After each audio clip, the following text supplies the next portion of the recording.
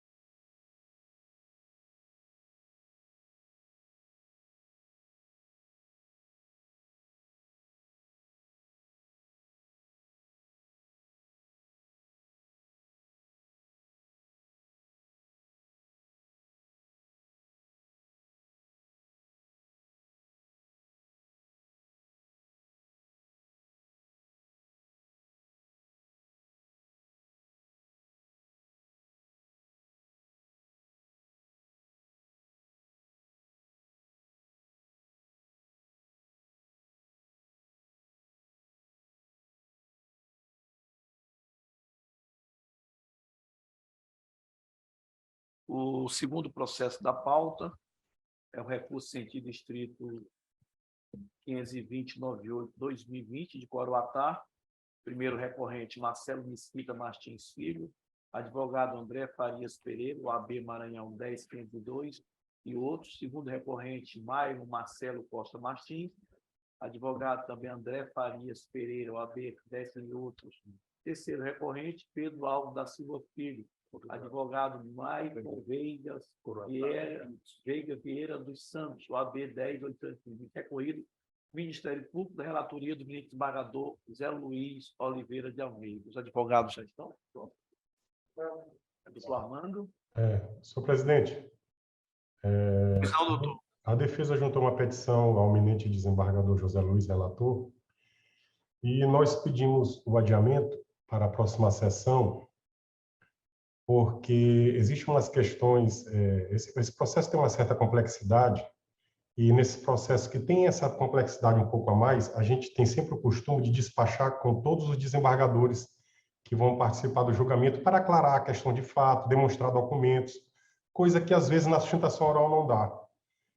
E aí eu pedi humildemente e gentilmente ao desembargador José Luiz para adiar para a próxima sessão, para eu despachar com Vossa Excelência, coisa rápida, alguns documentos que eu quero mostrar, e para o desembargador Tairone, parece que o desembargador Vicente está de férias.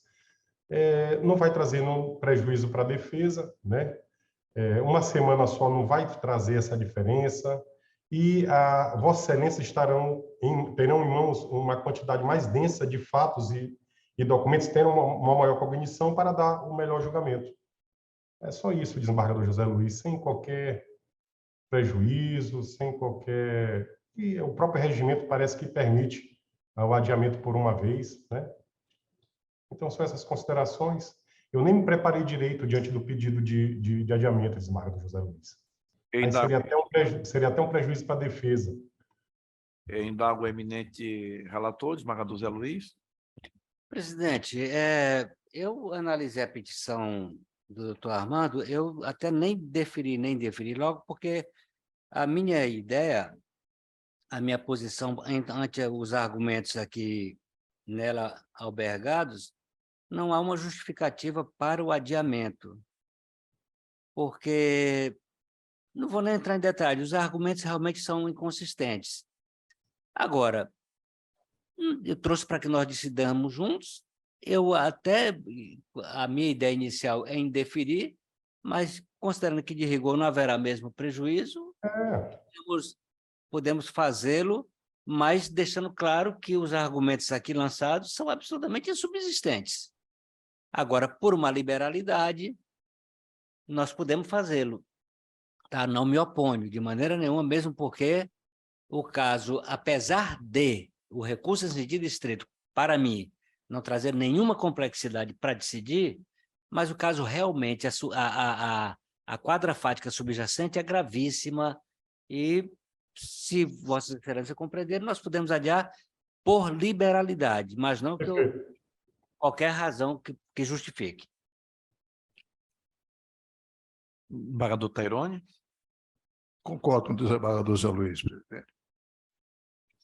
Eu também, li o processo, estudei, não vi uma complexidade, mas como os eminentes desembargadores estão decidindo no sentido de adiar, eu também vou acompanhar. Sabe que na próxima sessão eu não estarei, né? Estarei viajando, Vossa Excelência será o presidente. Não, mas então já ficaríamos adiados para quando Vossa Excelência voltar, porque eu faço questão que Vossa Excelência, como titular então, da... já fica nessa quinta na outra. Isso. Pronto, eu também... Eu estarei viajando para assunto da MB. Ok. E eu, na próxima sessão, não estarei. Então, na próxima quinta, na outra. Ok. Dia 13. Eu agradeço, excelências, e bom dia e bom trabalho. Bom dia, doutor.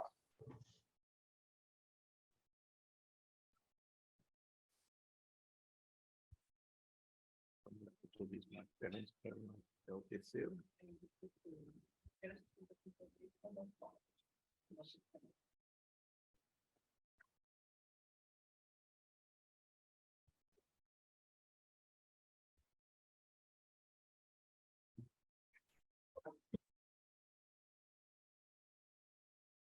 Então, o terceiro processo da pauta, que é despedido de sustentação, é o Sexta, nossa pauta é o HC 082521268-2022, paciente Jarilene Diniz Ribeiro, impetrante Sérgio Roberto A. Pinheiro, AB Maranhão 7554, impetrado juiz da Vara Colegiada dos Crimes de Organização Criminosa da Comarca de São Luís, relator desembargador Francisco Ronaldo Maciel Oliveira.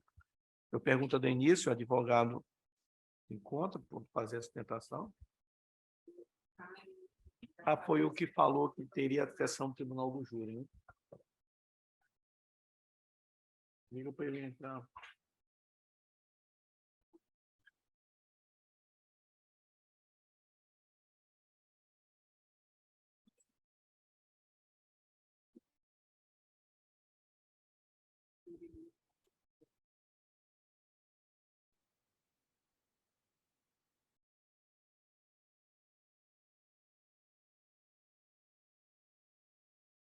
O júri começou? Eminentes pares, o advogado ele colocou desde o início pedido, inclusive, preferência, porque ele estava no Tribunal do Júri, mandou a foto que está no Tribunal do Júri. Eu antecipo a Vossas Excelências que eu estou concedendo a ordem. Eu perguntaria se nós iríamos aguardar a próxima sessão, pode trazer até prejuízo para ele, ou nós vamos julgar o processo.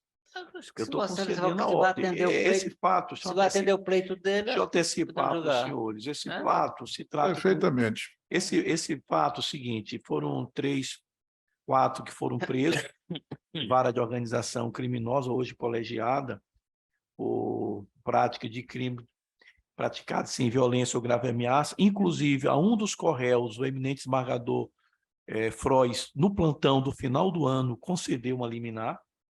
Já tem um solto na mesma situação fática, no caso seria caso até de fazer a extensão, e eu estou concedendo a ordem, em parte, substituindo por outras medidas cautelares. É um crime praticado sem violência ou grave ameaça, aqueles crimes previdenciários. Sem problema. Tá? De acordo, presidente. De acordo. Então, proclamando o resultado, a segunda Câmara Criminal, por unanimidade, nos termos do voto do desembargador relator, em desacordo com o parecer da Procuradoria-Geral de Justiça, concedeu a ordem, em parte, para substituir a prisão por outras medidas cautelares. Vamos, então, para o próximo.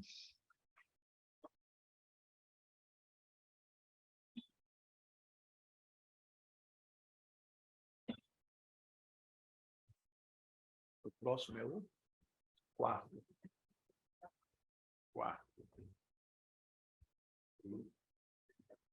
O próximo processo da pauta é um recurso em sentido estrito 081-7985-38-2021 de Imperatriz, recorrente Ulisses Lima Lucena, advogado João Paulo dos Santos Souza, OAB Maranhão 12.907, recorrido do Ministério Público do Estado do Maranhão, também da minha relatoria.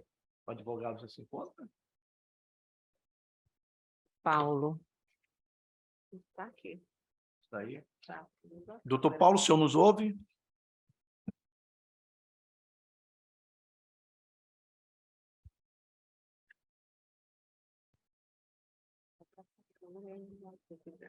Ele está na sessão, né? Tá. Ele está sem som.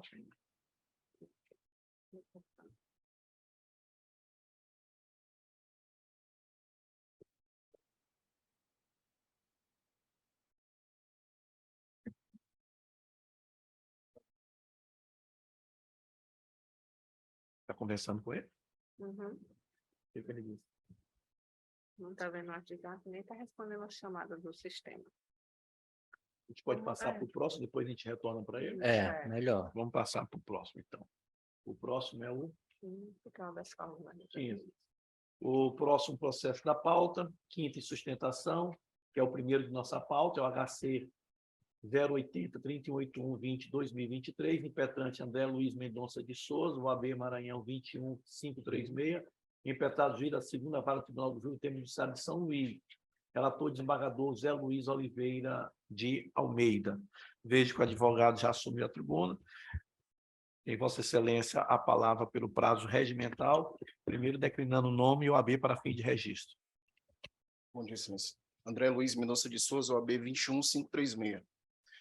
Excelentíssimo senhor presidente, eminente relator desembargador José Luiz de Almeida, eminente desembargador Tairone, nobre representante do Ministério Público, da Procuradoria de Justiça, colegas advogados, servidores, bom dia.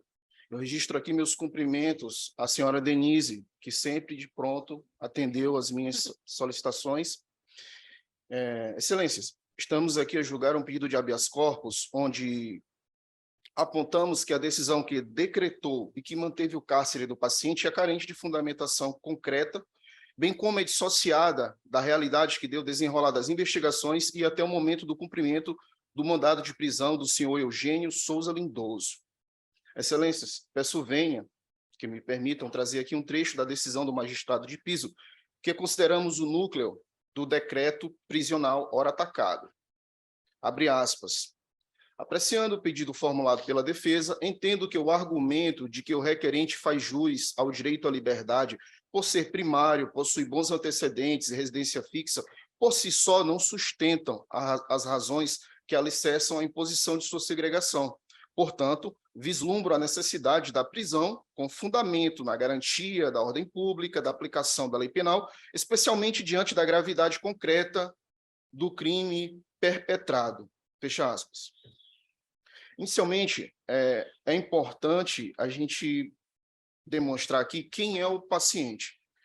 Eugênio Souza Lindoso é casado, pai de um menor de 10 anos, Christian Levi, é casado com a senhora Daia Lidiane, que é servidora do Departamento de Trânsito Estadual. Eugênio possui 35 anos, é motorista de máquinas pesadas, onde já fez diversos cursos de especialização para estar desempenhando tal função. Na época do fato, ele era funcionário de uma empresa que presta serviço para o Estado. Todavia, apesar disso, no dia 25 de novembro, antes do dia 25 de novembro, durante toda a sua vida, Eugênio sequer se envolveu em qualquer confusão que o levasse a vias de fato ou que demonstrasse para a gente que ele tivesse uma personalidade agressiva ou um comportamento truculento, né? Muito pelo contrário. Eugênio é o caçula de uma família de 6 irmãos, onde desde cedo abdicou parcialmente do estudo para trabalhar e ajudar a sua mãe a criar os seus outros filhos. Então, a gente observa que o paciente ele tem um núcleo familiar bem estruturado, é amado não só pela sua família, mas por todos os seus amigos, seus colegas de trabalho. A defesa acredita que essa tragédia só ocorrera devido ao seu estado avançado de embriaguez. Tanto ele como a vítima estavam muito embriagados, né? Então, em relação ao processo, trata-se de uma acusação de homicídio, um fato ocorrido no dia 25 de novembro do ano passado, por volta de 2 horas da manhã. Estando em avançado estado de embriaguez, Eugênio brigou, né, com a vítima, o qual perdeu a vida por conta de uma perfuração de uma pequena faca. De acordo com o laudo da perícia técnica, a autoridade policial do caso, assim que Eugênio se apresentou, relatou, já tinha conhecimento de que o próprio paciente entrou em contato com o CIOPS, informando dos fatos, e foi para sua casa, onde dormiu. No dia seguinte, foi fazer curativo, inclusive foi trabalhar normalmente, como se nada tivesse acontecido, não lembrava de absolutamente nada. Quando sua família, na tarde do dia seguinte, enviou mensagem com fotos de blog, dizendo que ele estava suspeito de ter participado de um homicídio. Então, ele entra em pânico, deixa o caminhão na garagem da empresa e vai para casa. 2 dias depois, o paciente, por meio deste defensor, entra em contato com a autoridade policial e agenda para que ele se entregasse e prestasse os esclarecimentos e ficasse à disposição da justiça. O delegado marca para o dia 29, Eugênio se apresenta, explica a situação e, principalmente, ele fala: vim até o senhor porque eu não quero ser caçado como um bandido. Inicialmente, eu não lembrava, não me recordava, mas a partir do momento que caí em si, eu quis vir, ficar à disposição da justiça, porque eu sei o que eu fiz e cumprir com a minha responsabilidade. O delegado, vendo a postura do Eugênio, vendo o tipo de pessoa que ele era, disse, cara, eu vou jogar limpo contigo e eu vou dizer, eu já pedi a tua prisão. Eu disse, pois é, só que o mandado de prisão ainda não está assinado, então amanhã eu volto.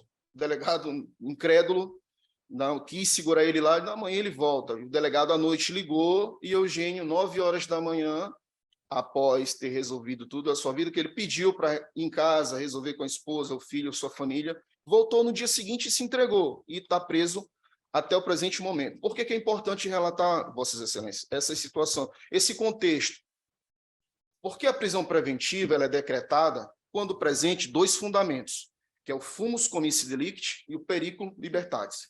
O fumus, a partir do momento que Eugênio se entrega, relata a situação, confessa o delito, bem ali ficou consubstanciado o fumus comissi. Todavia, o periculum libertatis não se evidencia no caso. O artigo 312 do nosso Código de Processo Penal, ele diz: a prisão preventiva poderá ser decretada como garantia da ordem pública, da ordem econômica, por conveniência da instrução criminal ou para assegurar a aplicação da lei penal, quando houver prova da existência do crime e indícios de autoria e perigo gerado pelo estado de liberdade do imputado. Então, o legislador aqui, ele impõe condições cumulativas e não alternativas. Para que seja decretada a prisão preventiva do agente, é necessário que tenha todos esses elementos. E a gente percebe que, no caso do Eugênio, o perigo não acontece.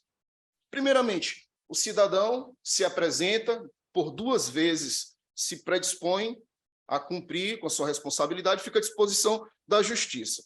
Dentro dos seus 35 anos de idade, não temos nenhum elemento, nenhuma ocorrência de algum fato que demonstram que ele tem personalidade agressiva ou que sua liberdade põe em risco o processo e muito menos abala a ordem pública. Como um paciente que liga para um delegado, pede para se apresentar, se reapresentar, pode ser um obstáculo à aplicação da lei penal ou um obstáculo à própria paz, no caso, da ordem pública. Como um pai, um marido que sempre trabalhou para sustentar sua família, sempre viveu de maneira honesta, solto representa um abalo à ordem pública.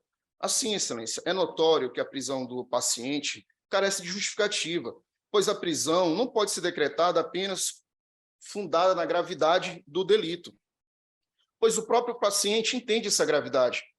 O delito fora praticado sem excessos, sem requintes de crueldade. Aconteceu, foi uma perfuração com uma faca pequena, e, diante disso,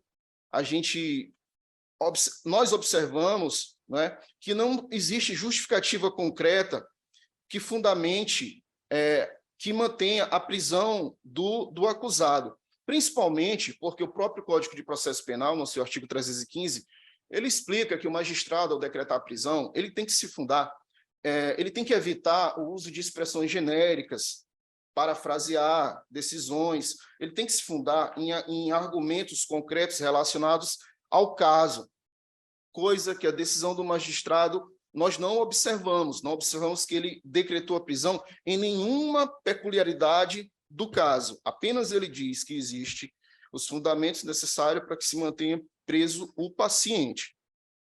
A defesa entende que quando foi deferido o pedido de representação do delegado pela prisão preventiva, a magistrada, naquele momento, nem fazia ideia de que, enquanto ela confeccionava o decreto, ele estava na delegacia prestando os esclarecimentos e ficando à disposição. Todavia, a decisão atacada aqui, que mantém ele preso, o juiz de base, ele não enfrenta os argumentos da defesa, que o argumento principal é a ausência do perigo libertatis, tornando frágil essa convicção de que o réu, de que o paciente deve se manter preso. O juízo de base ignora totalmente todos os argumentos que a defesa leva de forma detalhada em apenas 2 laudas. Então, é uma decisão judicial sem qualquer arcabouço fático. Um caso que não enfrentou todos os argumentos expostos por nós e se limitou a invocar conceitos jurídicos e até a jurisprudência usada para o caso é um caso de um contexto totalmente diferente ao caso do Eugênio. Assim, excelências, o paciente ele se vale do direito fundamental ao duplo grau de jurisdição para suplicar que vossas excelências julguem e apreciem o caso sem preconceito e principalmente com olhar técnico. Vendo a decisão que decretou a manutenção da prisão e fundamentando o cárcere, por tudo que já foi dito aqui, feito em base de expressões genéricas, expressões jurídicas comuns a qualquer outra doutor, prisão. seu tempo terminou. Mais segundinhos para encerrar, por favor. Sim. Resumindo, então, já expliquei a ausência do perículo libertatis.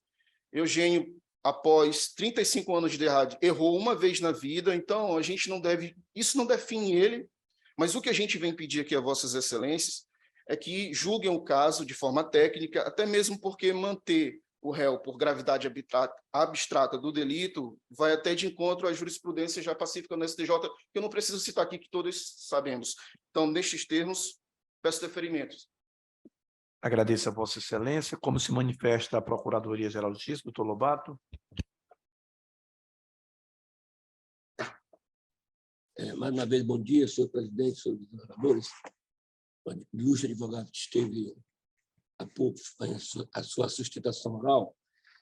No habeas corpus, como nós sabemos, com mais de 4 décadas de Ministério Público e de magistratura, vocês, os senhores que estão nos ouvindo, é só uma questão de indícios de autoria e prova de materialidade do delito.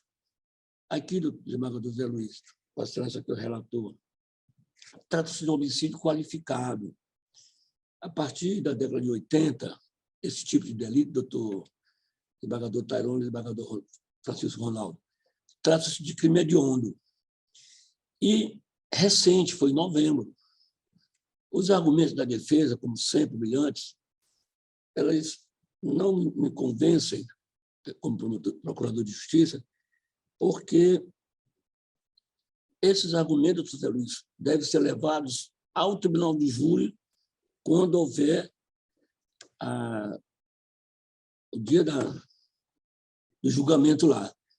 O que nos importa no momento, desembargador Zé Luiz, é a autoria, está comprovada, hora nenhuma a defesa negou, a materialidade do delito que também consta nos autos, e a denúncia, onde o Ministério Público de Bairro denunciou como homicídio qualificado, e com 3 qualificações: motivo fútil, com emprego de veneno, fogo explosivo, asfixia, tortura, outro meio insidioso cruel,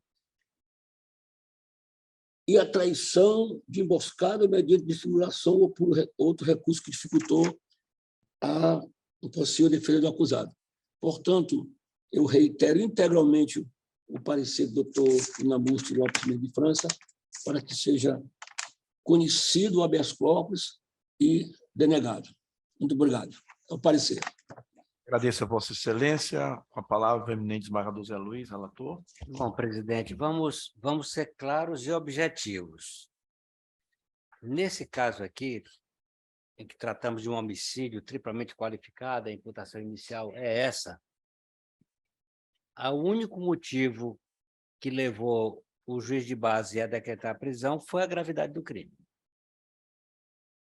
E, nesse sentido, não se pode dizer que está desfundamentado, porque os tribunais, há vários tribunais que aceitam a gravidade. Eu sou um que aceita a gravidade do crime como razão para manutenção, para decreto de prisão preventiva. O advogado traz uma questão da tribuna que me fez imediatamente, ao tempo que Vossa Excelência falava, eu estava no WhatsApp, não era desatento, mas era me comunicando com a minha assessoria para checar dados que Vossa Excelência traz da tribuna. Porque o advogado traz um dado que, para mim, é relevante, que é de ele ter sido se apresentado espontaneamente, porque desejava responder pelos atos que praticou. Isso, para mim, é fundamental para a implementação de cautelares. E aí, então, como eu não vi isso nos autos, eu reiterei o pedido de informação à minha assessoria. Existe essa prova dos autos da apresentação espontânea? E checando aqui, eles não encontraram. Eles não encontraram. Pode falar, você pode ligar o microfone. Desculpa. Excelência, na verdade, foi justamente eu fiz questão de colocar na certidão de apresentação do réu. Consta na certidão. Sim, apresentou espontaneamente. Tá ótimo. Tá? Pronto. Se o senhor verificar a data Não, que se ele você prestou... está dizendo, você não vai para a tribuna mentir. E se for mentir, dá problema, né? Então, o documento. O documento. Então, eu tinha elaborado o voto inicialmente pela denegação da ordem. Mas, diante desse fato que Vossa Excelência está trazendo, para mim, isso é relevante. Não sei como meus colegas vão encarar. Malgrado a gravidade do crime, tratando-se de um réu que não tem nenhum antecedente, é a primeira vez que se envolve com crime, tem família constituída, tem emprego, se apresentou espontaneamente, isso é um dado que, para mim, é fundamental. Eu entendo que é, sim, o caso de nós concedermos a ordem para implementar as medidas cautelares diversas. Eu entendo até desnecessária a tornozeleira eletrônica. O que ele deve cumprir é aquelas condições que são básicas, comparecimento pessoal obrigatório, comparecimento a todos os atos do processo, enfim, aquelas outras condições que são impostas pelo 319. Então, nesse sentido, meus colegas, eu voto pela concessão da ordem com a implementação de medidas cautelares em face desse fato fundamental, que é, repito, o decreto de prisão preventiva está assentado tão somente na gravidade do crime. Então, o crime, mas mesmo sendo grave o crime, tendo o réu essa conduta, o paciente essa conduta me anima a conceder as cautelares. É como voto. Como voto, agradeço Vossa Excelência, como voto, eminente desembargador Tairone.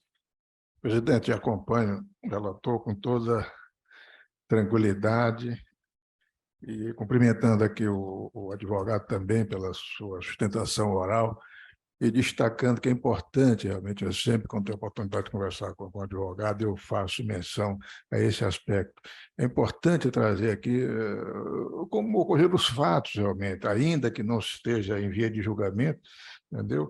Mas nós estamos no momento de analisar, realmente, o comportamento dos pacientes, em caso de habeas corpus, realmente, como os fatos se deram, como ocorreram, para ver até se há necessidade ou não de se manter uma prisão, né? E agora, veja quanto isso foi importante, né? Que o relator, naturalmente, com a sua sensibilidade jurídica de julgador, reconheceu essa necessidade diante dessas informações que trouxe Vossa Excelência na sua brilhante sustentação. Eu acompanho o relator com toda tranquilidade, presidente. Agradeço a Vossa Excelência, eu também acompanho o eminente desembargador relator, proclamando o resultado da segunda Câmara Criminal, por unanimidade, nos termos do voto do desembargador relator, concedeu a ordem para substituir a prisão preventiva por outras medidas cautelares previstas no artigo 319, em desacordo com o parecer da Procuradoria de Justiça. Agradeço ao advogado. Próximo processo da pauta. Você já pode voltar para o doutor. Voltou? É o 4, né? Que é o 7º andar.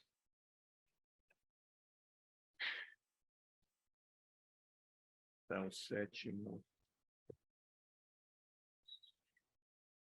Processo é o 7º, é o recurso de sentido estrito 081798538/2021 de Imperatriz, recorrente Ulisses Lima Lucena, advogado João Paulo dos Santos Souza, OAB Maranhão 12907, recorrido do Ministério Público do Estado do Maranhão e da minha relatoria. O advogado nesse encontro é o doutor João Paulo. Doutor João Paulo, bom dia, Vossa Excelência. Vossa Excelência tem a palavra pelo prazo regimental. Okay. Bom dia, doutores. Bom dia, senhor presidente. Bom dia, senhores desembargadores. Procurador de Justiça. Doutor, esse recurso, excelências, primeiramente, quero pedir escusa aqui se houver um excesso de nervosismo. É a primeira vez que a gente se dirige aqui na segunda Câmara Criminal. Esse recurso diz respeito a uma resignação contra a decisão de pronúncia da lavra da excelentíssima senhora juíza da primeira vara criminal aqui de Imperatriz contra o senhor Ulisses Lima Lucena, o qual foi pronunciado aí como incurso nas penas do de um feminicídio consumado contra a Rayane Moraes, um homicídio tentado contra a senhora Andressa e um homicídio também consumado contra a Iraildes. Foram essas 3 situações. E, para ser bem objetivo, os 3 pontos em que se assenta o recurso Fernando, para que essa pronúncia, nos termos que foi dada, ela possa ser reformada com relação ao homicídio tentado, ele pudesse ser desclassificado para lesão corporal, e o fundamento para o pleito é justamente o exame de corpo de delito dessa vítima. O segundo ponto que nós pugnamos pela reforma é no que diz respeito à desclassificação do homicídio consumado da senhora Iraildes, onde a doutora colocou duplamente qualificado. Nós pedimos essa reforma para que pudesse constar lesão corporal seguida de morte. E o terceiro, com relação ao feminicídio consumado, onde nós pedimos aí o afastamento porque no nosso entendimento ela não poderia ter acumulado as qualificadoras de reduzir ou dificultar a defesa da vítima e também colocar a qualificadora do feminicídio. No nosso entender, haveria ali um flagrante bis in idem na decisão, embora seja uma decisão que gere uma coisa julgada formal. Então, nós pedimos o afastamento de uma dessas qualificadoras com relação a esse feminicídio consumado. E, por fim, ao final do nosso recurso, justificadamente pugnamos pela revogação da prisão preventiva do recorrente, tendo em vista que ele está preso desde a data do fato, mesmo sem qualquer outra situação que possa justificar o decreto prisional, a não ser também a gravidade do delito. Então, esses são os 3 pontos principais da nossa resignação e o pedido de revogação da prisão preventiva. Então, sem mais delongas, eu agradeço pela oportunidade de fazer essa sustentação e esses são os nossos requerimentos. Agradeço a Vossa Excelência, como se manifesta a Procuradoria de Justiça, doutor Lobato. Senhor presidente, senhores desembargadores, ilustre advogado, fez uma síntese aí na sustentação oral. Aqui, senhores desembargadores, a gente lamenta bastante essa situação, mas o senhor Ulisses Lima Lucena, doutor Zé Luiz, cometeu aí 3 delitos, todos hediondos, todos graves, 2 homicídios e uma tentativa de homicídio. E ainda, aumentando mais a gravidade e a hediondez do crime, doutor Tairone, contra 3 mulheres. Isso em novembro de 2021, em Imperatriz. Ora, é óbvio que se esse cidadão se encontra preso até agora, mediante preventiva, e como todos os 3 crimes são sujeitos ao tribunal de júri, desembargadores, é óbvio que lá em Imperatriz a repercussão do Zé Luiz deve ter sido uma das maiores, porque foram 3 mulheres, se não me engano, uma delas até ex-mulher do próprio acusado. Não há nenhuma dúvida, desembargador Ronaldo, em concordar integralmente com o parecer do doutor Krishnamurti. Uma das razões, é claro, é a gravidade do crime, que isso é muito importante, a hediondez do crime. Não foi só um homicídio, são 2 homicídios e uma tentativa de homicídio. Repito, contra 3 mulheres. E esses delitos, doutor Deluís, serão submetidos, inclusive faz um requerimento a Vossa Excelência que seja encaminhado lá ao juiz de base, que seja o mais rápido possível pela repercussão que teve o delito lá no desembargador Ronaldo. E também porque ser 3 pessoas que foram, uma que está viva ainda e 2 outros que faleceram, e lá os argumentos da defesa no tribunal de júri serão analisados pelo juízo competente, que é o tribunal de júri. Portanto, sem me alongar, eu concordo integralmente com o parecer do doutor Clinambus, que se encontra nos autos, que é pelo conhecimento e desprovimento do recurso. Muito obrigado. Agradeço a Vossa Excelência. Presidente, Pois não. rapidamente, só uma observação, não tem nada a ver com o julgamento.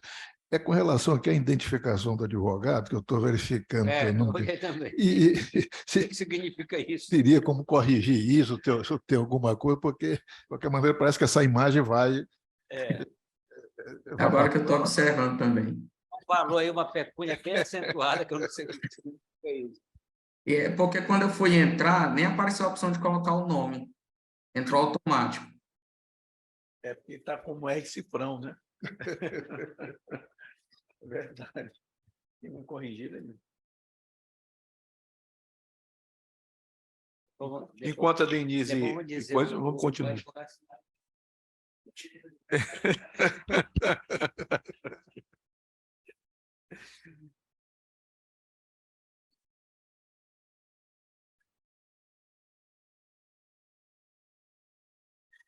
Então, eminentes pares,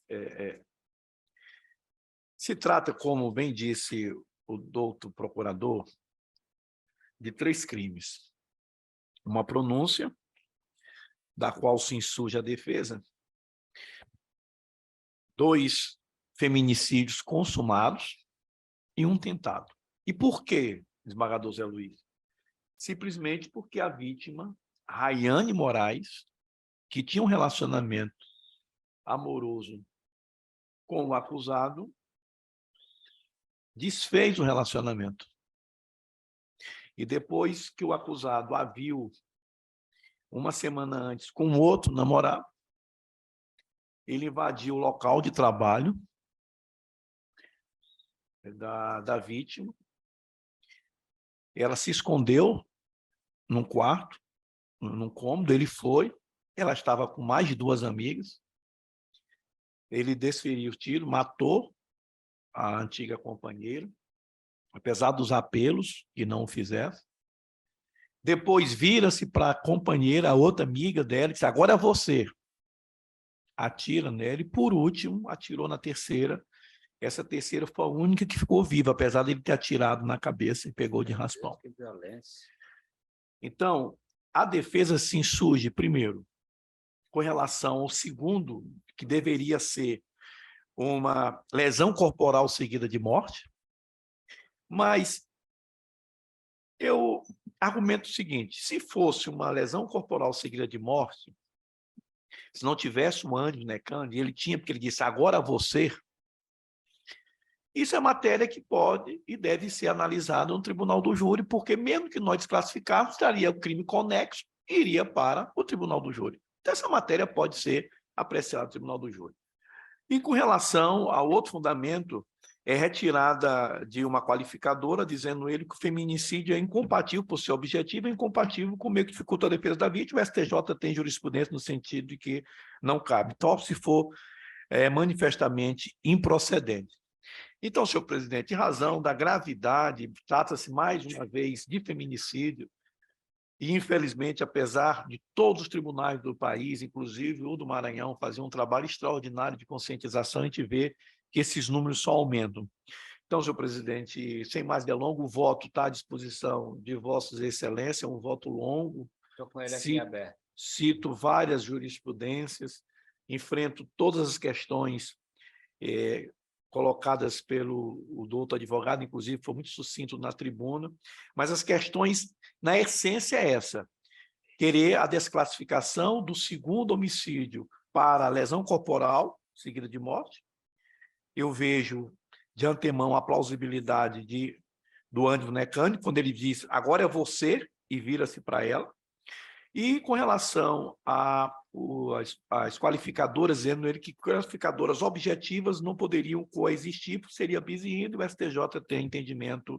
Então, eu creio que isso é matéria que deve ficar afeta ao Tribunal do Júri. Com relação ao pedido de revogação de prisão preventiva, eu também estou indeferindo, porque em razão da gravidade, não só abstrata, mas também gravidade em concreto do delito, de forma que eu estou conhecendo, mas julgando, dando desprovimento ao recurso nos termos do voto da Procuradoria da Justiça. Como eu voto? Como vota o eminente desembargador Tairone?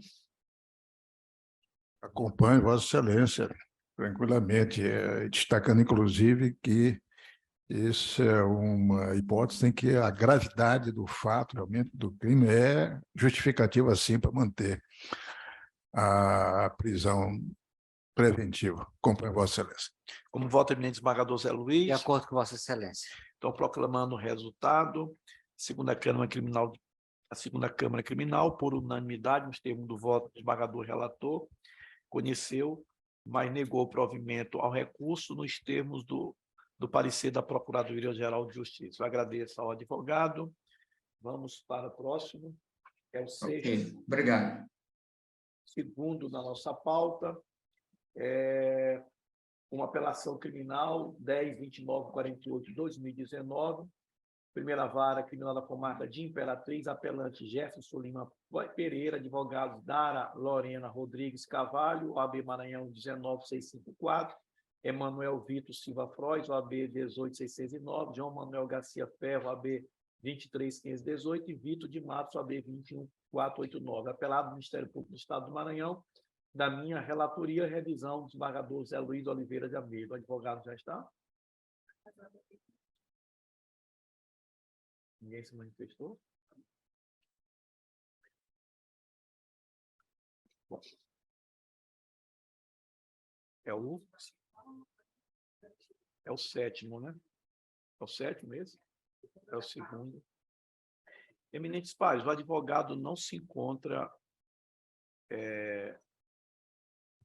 na tribuna, mas eu estou propondo nós fazermos julgamento, por quê? Porque eu estou indo na esteira do entendimento da Procuradoria-Geral de Justiça, no sentido de que não tenha provas suficientes para formar a convicção no sentido de uma condenação.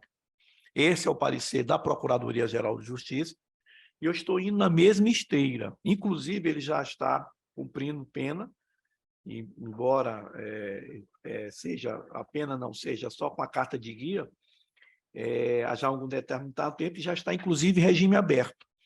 Eu estou, inclusive, determinando a expedição de alvará de soltura para que ele seja colocado, inclusive, em liberdade.